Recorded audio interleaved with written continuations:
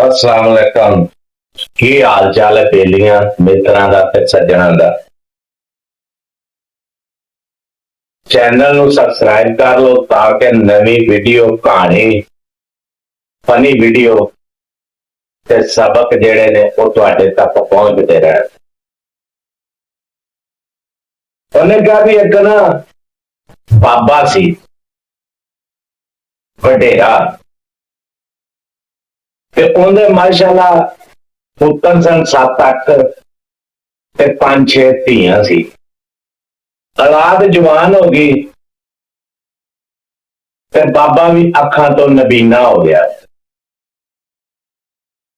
ते पुत्तर जेड़ा भी काम करते सन ते बाबे नू जदों पता लगदा सी भी इन्हां नू उस काम दे विचों घाटा पै गया ते बाबा बड़ा दुख करदा सी। बाबा उन्हां दे काम च बोलदा सी ते अगों बाबे दियां धियां बाबे दे मुंडे ते बाबे दियां नौवां बाबे नू कहंदियां सी भी बाबा तैनू की पता इस काम दा, तू चुप करके बह जाएगा। बाबे का यह सिलसिला कुछ अरसा चलता रहा, कुछ देर चलता रहा। उस तो बाद बाबे नू बर्दाश्त तो बाहर हो गया ते बाबा सोचा भी मैं ना होवे ना ते यार किनारा ही कर लेना इतों। जो मेरी औलाद मनदी नहीं गल मेरी ते ये मेहनत मशक्कत करके भी कमां दे विचों घाटे पा लेंदे आ ते मैनू इस गल का दुख लगदा ते मैं होवे ना ते अपना आप ही खत्म कर लेना। बाबा नबीना सी, बाबे ने सोटी फड़ी जदों उहदियां अखां सही सी उदों राह खैड़ियां दा पता सी सारियां दा। बाबे ने सोटी फड़ी ते सोटी फड़ के ते बाबा एक जंगल वाल नूं तुर पिया। जंगल दे विच पहुंचिया ना तो एक दरख्त दे मुੱਢ नाल जाके बह जांदा। जदों दरख्त दे मुੱਢ नाल बहिंदा ना ते दिल च ये गल सोचदा भी जंगल दे विचों कोई जानवर आए, कोई चोर डकैत आए ते मैनू मार देवे ते मेरा काम तमाम हो जाए ते मेरी इन्हां तो जान छुटे। खैर बाबा बैठा रहिंदा ते कुछ देर तो बाद एक बादशाह हरण दे पीछे लगा हुंदा ते ओह हरण बाबे दे कोलों दी बड़ी स्पीड नाल भज के लंघदी आ ते जदों लंघदी है ना ते ओह झंगियां हुंदियां ने जंगल दे विच बणियां होईयां, ओह झंगी च वजदी है ते ओह भज जांदी है ते बाबा कहंदा भी कोई चीज आई है, कोई चीज आई है या तो मैनू वेख के डर गई है ते या भज के लंघी है। कुछ देर लंघ गुजरदी है ते एक बादशाह आ जांदा बाबे नू आण के पुछदा अपने लहजे दे विच, ओ बाबा इथों दी हरण लंघिया वेख्या ही? बाबा कहंदा भी वेख्या लेकिन वो एक अख तो अन्ना है। ते बादशाह कहंदा भी किधर नू गया? बाबा कहंदा भी इंज लंघ गया। वो हरण दे पीछे बादशाह जांदा ते हरण नू फड़ लिआंदा, फड़ के लिआण के ते वापस आंदा बाबे दे कोल। बाबे नू पुछदा कि बाबा तू बजादे खुद अखां तो नबीना ते तैनू किवें पता लगा कि यह हरण अन्ना? उन्हें कहा जदों लंघिया ना यह झंगी दे विच वज्या ते मैनू उदों पता लगा कि हरण एक अख तो अन्ना। खैर बाबे ने जेड़ा सी ये गल दसी बादशाह नू ते बादशाह ने गल सोची कि बाबा काम दा है। बाबे नू पूछया दस्या कि बाबा तू इत्थे क्यों आना, क्यों बैठा, वजह की है? बाबे ने कहा जी मेरा कोई सहारा नहीं है ते मैं कल्ला ही हाँ ते मैं इसलिए जंगल दे विच बैठा कि मैनू कोई शेर आए, कोई चीता आए, कोई जानवर आए मैनू खा ले ते मेरा काम तमाम हो गया। बादशाह ने कहा कि बाबा एडा वड्डा कदम ना चक, तू मेरे नाल आ जा ते मेरे कोलों रोटी खाई जाई, मैं तेरी खातर सेवा करांगा ते तू मेरे नाल आ जा। बाबे ने कहा मैं नाल ते तेरे चला जाना पर एक मेरी शर्त है। कि जेड़ा भी तू काम करेगा वो मैनू लाजमी पूछेगा। अगर मैं तेन क्या कि काम कर ला ते तू करना है, अगर मैं क्या कि नहीं करना तो तू काम नहीं कर। बादशाह कहना भी बाबा तू रोटी खानी है, तू अखण तो नबीना है, तू हुण तेरे तो बंदा केड़ी सलाह पूछे केड़ा मशवरा लवे तो काम करे, तू चुप करके रोटी खाई ते आपकी जिंदगी गुजारी। ते बाबा कहता नहीं, इस काम पीछे तो मैं अपना घर छड्डी बैठा। खैर बादशाह ने गल बाबे की मान ली। उन्हें कहा जी ठीक है, तुसी मेरे नाल आ जाओ, मैं जेड़ा भी काम करांगा वो मैं तुहानू पुछ के दस के दिखा के करांगा। फिर बाबे ने गल मान ली। बाबा उनके नाल बादशाह दे टुरिया ते बादशाह दे घर आ गया। जदों बादशाह के घर बाबा पहुंचा ना ते बादशाह ने उन्हें कपड़े नवे पवाए, नवाया धोया, खातर सेवा की, रोटी शोटी चंगी। ते बाबे ने भी सोचा भी बंदा चंगा, खातर सेवा चंगी करता। बाबा रहन सहन लग पिया ते बादशाह अपने काम धंधी लग गया। कुछ दिन गुजरे, कुछ अरसा गुजरिया ते बाजार दे विच एक घोड़ा विकण आ गया। फिर बादशाह तक खबर एक पहुंची कि घोड़ा बहुत चंगी नस्ल का ते बाजार दे विच विकण आया ते लै लो। ते बादशाह ने भी कहा भी चलो लै लेने। बादशाह ने बाबे नूं पूछया भी बाबा बाजार दे विच घोड़ा विकण आया ते ओ लै लीए। बाबे ने कहा भी आपां एक छड्ड के दो तीन घोड़े लै लांगे, आपां नूं किस चीज की कमी है। ते उन्हें कहा भी पर घोड़ा मैनू चेक कराओ, मैनू दिखाओ। बादशाह ने कहा कि बाबा तेरी अखां कोई नहीं, तू की देखना, तू की चेक करना है। फिर बाबा जिद करन दे नाल बादशाह मान गया। उन्हें कहा बाबे नूं बाजार लै चलो, बाबे नूं घोड़ा चेक कराओ। बाबा जदों बाजार पहुंचा तो बाजार च जाके बाबे ने कहा भी मेरा हाथ जिहड़ा ना घोड़े की कंड ते रखाओ। बाबे ने घोड़े की कंड ते हाथ रखिया, फेरिया, फेर के थापी छापी मार के ते उन्हें बादशाह नूं कहा भी बादशाह घोड़ा अपने लैण वाला नहीं, आज आप चलिए।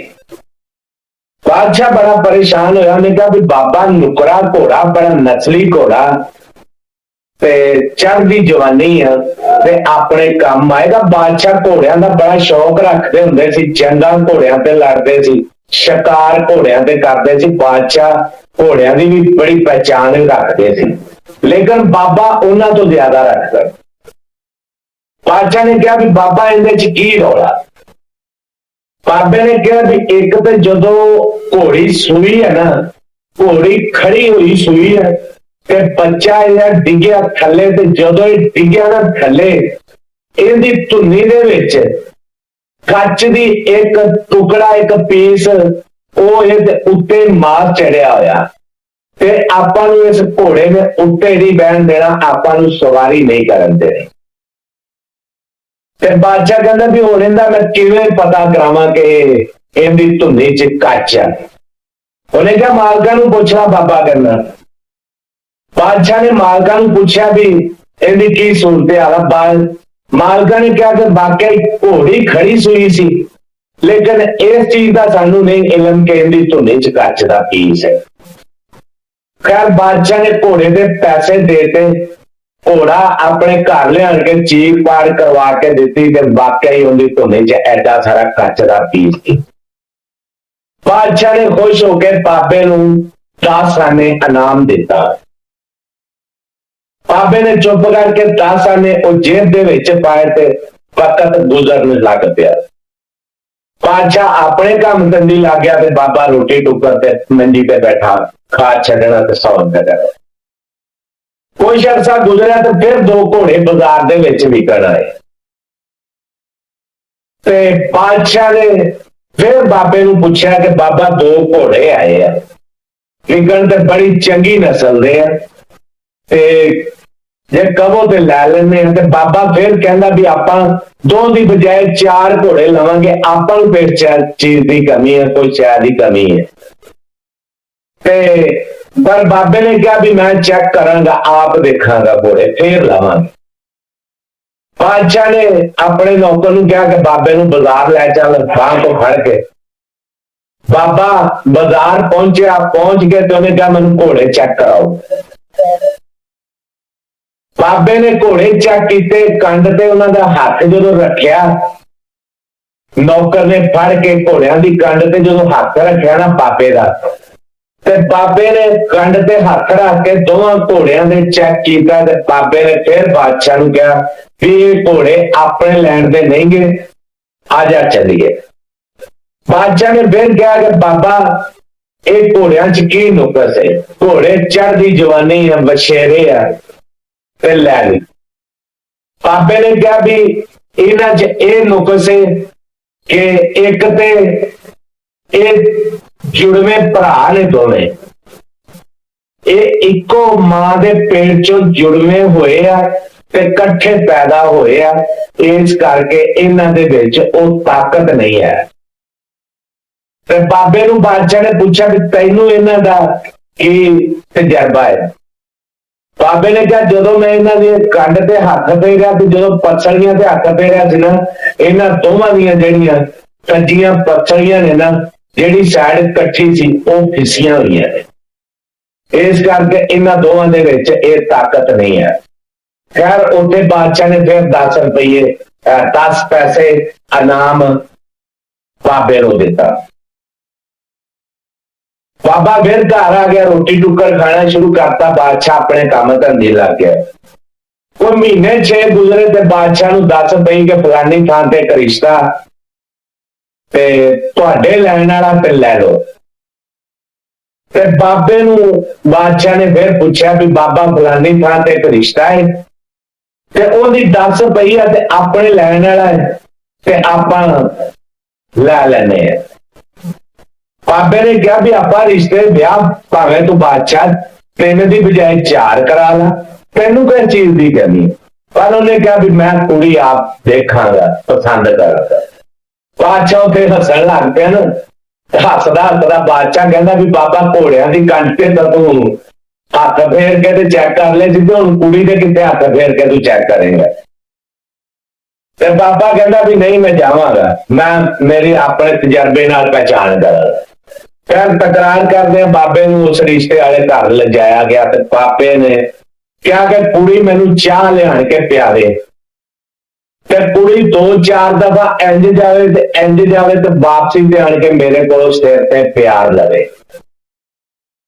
फिर कुड़ी ने चाह पियाई, 2-3 दफा इंज गई, 2-3 दफा इंज गई, वापसी ते आण के कुड़ी ने बाबे कोलों सिर ते प्यार लिया। बाबे ने चाह शाह पीती, चाह शाह पी के उन्हें बादशाह नूं कहा बादशाह आपां चलिए, ये रिश्ता अपने लैण वाला नहीं। बादशाह फिर उठे बाबे नाल, बाबा ने कहा भी यार तेरा की तजर्बा कि कुड़ी ये नहीं सही। उन्हें कहा कि कुड़ी दा या ते प्यो कंजर सी या कुड़ी दी मां कंजरी है ते या कुड़ी बजाते खुद कंजरी है, इहदे च ये ऐप है। बादशाह कहता भी हुणे किनू पूछिए, ये रौला किवें मुकेगा। बाबा कहता भी ये तुसीं इहदी मां नूं पूछो भी इहदे च की गल है। खैर मां नूं ये गल पूछी कि ये कुड़ी च कंजरी दी लत है। मां ने जवाब दिता, उन्हें कहा कि वाकया ही जदों साडे घर बच्ची पैदा हुई ना ते बच्ची थी छोटी जी, ते मैं लगी हुई सी अपने काम धंधे, मैनू होर बड़े काम सी ते बच्ची पिंगे दे विच रो रही सी ते साडे घर करदी सी एक कंजरी काम ते नाल ओह नच्चण दा डांस दा काम करदी सी ते साडे घर जदों आई ना ते ए बच्ची रो रही सी ते उन्हें पिंगे दे विचों कढ के ते बच्ची नूं अपना दुध पियाया, इस करके बच्ची दे विच ओह कंजरी वाली लत है। बादशाह ने वो भी गल मान ली कि पहला तजर्बा वाकया ही ठीक है। खैर 3 सवाल जो ये होए ते बाबे ने उत्थे भी 10 पैसे बाबे नूं इनाम दिता ते बाबे ने चुप करके जेब दे विच अपनी च पैसे पा दे। फिर बाबा आया घर बादशाह दे, उत्थे आन के बैठे, रोटी शोटी खाधी, बादशाह भी बैठा ते बादशाह नूं बाबे ने कहा, उन्हें कहा भी मेरे जेड़ी गल कीती या मेरे तजर्बे दे विच तैनूं कोई रौला ते नहीं लग्या, मेरे तजर्बे वाकई सही ने, कोई झूठ ते नहीं। उन्हें कहा वाकई सही है। उन्हें कहा फिर बादशाह भावे धौन ला दी गल जी हुण मैं सच्ची करन लगा ना, वो गल मेरी जेड़ी है ना सच्ची है, ये भी मेरा तजर्बा है। बाबा कहता भी ओ की? बाबे ने कहा बादशाह मैनू तुम ही कोई बादशाह ज्यादा नहीं लगता, मैनू तुम ही कोई खतरी का पुत्र लगता। बाबा बादशाह हक्का पक्का रह गया। उन्हें कहा बाबा मेरा तो सिर ही वढ़ के रख छड़िया, चंगी गल कीती है। फिर बादशाह थोड़ा जिहा गुस्सा भी होया ते बाद च थोड़ा जिहा नरम भी हो गया। बाबे नूं बादशाह ने कहा कि हुण दसो भी इहदा नतारा किवें करा। बाबे ने कहा कि अपनी मां तो पुछ, तेरी मां नूं इस गल का सारा पता होएगा। ओ ना बादशाह अपनी मां को गया, मां नूं जाके कहंदा कि गल सच्ची सच्ची मैनू दसनी है, नहीं ते आ मेरे को तलवार ही, नहीं ते धौन तेरी मैं ला दे। मां ने गल सच्ची दसी। उन्हें कहा कि ना ते मैं खतरी हाँ, ना तेरा प्यो खतरी है। उन्हें कहा साडे घर एक खतरियां दी बुढ़ी आंदी हुंदी सी, जेड़ा कि मैं काम धंधे लगी हुई सी ते तू रो रहा सीगा वेड़े दे विच खेडदा फिरदा, रो रहा सीगा ते ओ खतरियां दी बुढ़ी ने फड़ के ते तैनू अपना दुध पिया छड्या सी ते तैनू लगी ओ लत। यार एक गल भी बादशाह मन गया कि बाबा ये भी तेरा तजर्बा ठीक है। जदों ये गल मन गए बादशाह फिर बाबे दे कोल आया ते बादशाह ने बाबे नूं दिते 3 मरबे जमीन इनाम दे विच, कोठी चोठी भी दिती, कोई मज्जां भी दित्तियां, कोई यानी कि सारा जिमींदारी दा निजाम उस वक्त के हिसाब नाल दिता। ते बाबा जिहड़ा सी फिर ओ बादशाह ने कहा बाबे नूं कि बाबा जा हुण अपने पुत्रां नूं लैके आ ते आण के ते अपनी जमीन वालों हुण जमीन है तेरी। ते गल करन दा मकसद ये है, गल सारी सुनाउण दा कि घर दे विच कोई बजुर्ग होवे ना, मां होवे, प्यो होवे, चाचा होवे, ताया होवे, उनकी गल मन लिया करो, उनके मशवरे ते उनके कहण नाल कदी भी घाटा नहीं जे पैंदा। कोई भी कारोबार करो, कोई रिश्ता करो, कोई मकान पाओ, बजुर्ग बंदे की गल लाजमी मन्निया करो। आई ना समझ? उत्थे फिर एक सियाने बंदे ने कहा, उन्हें कहा कि बुढ़ा गोश्त दाल नालों चंगा। घर दे विच बैठा एक बजुर्ग वो वाकई दाल नालों चंगा हुंदा, बुढ़ा गोश्त इसे तो कहा गया कि दाल नालों चंगा। चैनल नूं सबसक्राइब कर लो, शेयर करो वीडियो नूं, किसी होर सज्जण दा भी भला हो सके, किसी नूं सबक आ जाए। हसते रहो ते बसते।